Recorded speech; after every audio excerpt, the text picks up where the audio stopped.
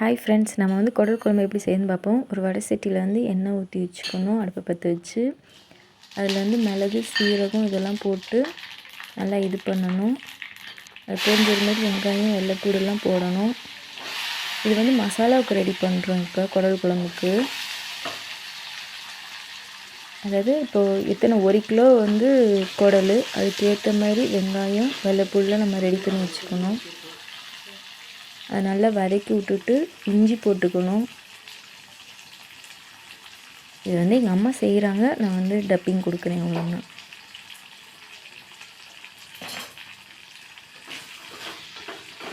நல்லா கிண்டி விட்டுட்டு அப்புறம் மசாலா பொடி, மல்லித்தூள், மஞ்சத்தூள், கரம் மசாலா இதெல்லாம் வந்து நம்ம போட்டுக்கணும்.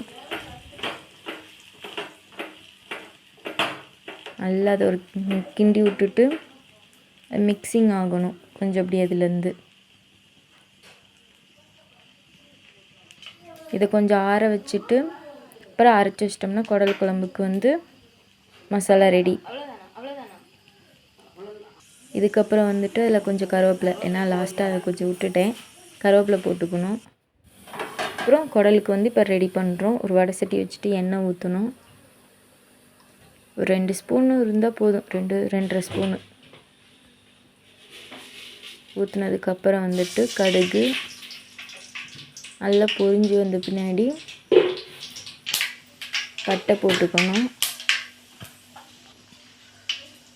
அதுக்கப்புறம் ஏலக்காய், கிராம்பு, அப்புறம் பெரிய வெங்காயம் நறுக்கி வச்சுக்கணும்.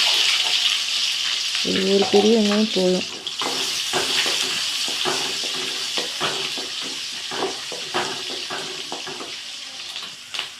நறுக்கி வச்சுட்டு கருவேப்பிலை, மல்லித்தழை போட்டு விட்டுக்கணும்.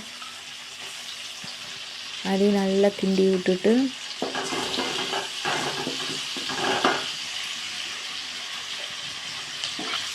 தக்காளி, ஒரு 2 சின்ன தக்காளி போட்டுக்கணும். அதையும் நல்லா கிண்டி விட்டுட்டு அதுக்கப்புறமா குடலை வந்து நம்ம வந்து வேக வச்சுருக்கோம் இல்லையா, அந்த தண்ணி எடுத்து குடிக்கிறவங்களும் இருக்காங்க. நம்ம வந்து அந்த தண்ணியெல்லாம் ஊற்றிட்டு அதுக்கப்புறமா குடலை இதில் போட்டுருணும். இதில் போட்டு அதை ஒரு கிண்டி விட்டுருணும். ஒரு 4-5 விசில் விட்டால் போதும் குடலுக்கு.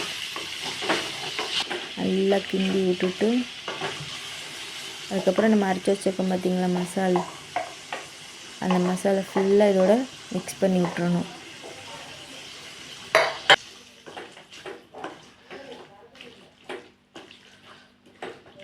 நல்லா மிக்ஸ் பண்ணி விடணும். மிக்ஸ் பண்ணிவிட்டு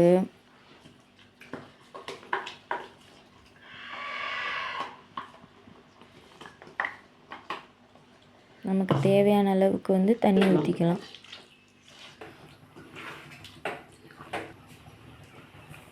அதுக்கப்புறம் நமக்கு தேவையான அளவுக்கு 1.5 ஸ்பூன் வந்து உப்பு போட்டிருக்கோம். நாங்கள் போட்டிருக்கோம் 1.5 ஸ்பூன். உங்களுக்கு தேவையான அளவுக்கு உப்பு போட்டுக்கோங்க. குடல் குழம்பு ரெடி.